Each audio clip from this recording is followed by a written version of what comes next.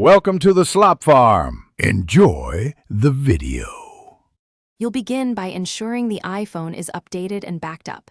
This prevents accidental data loss. Tap Settings, then your name at the top, and scroll down to sign out. Once done, if you don't remember the password, tap Forgot Password and follow prompts to reset via email or security questions. You're verifying ownership. Make sure Wi-Fi is stable, because account changes require a network connection. This step sets the stage for removing the old iCloud account safely. Now you'll reset the Apple ID password and verify identity so you can sign out.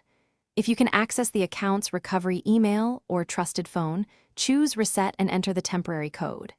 If two-factor authentication is enabled, get the verification from another Apple device or send a code to your trusted number.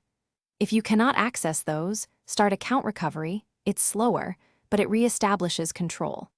Make sure to follow each prompt exactly. This proves ownership and allows you to remove. Finally, sign out of the old iCloud once password is reset or recovery completes. Then sign in with the new Apple ID in Settings. Choose whether to merge or replace local data and restore from the backup you made earlier if needed. Check iCloud settings for photos, contacts, and iCloud Drive to confirm syncing.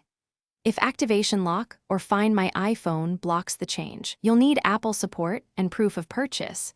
That's the single best troubleshooting path if standard recovery fails. Thanks for watching. Consider subscribing if we helped you today.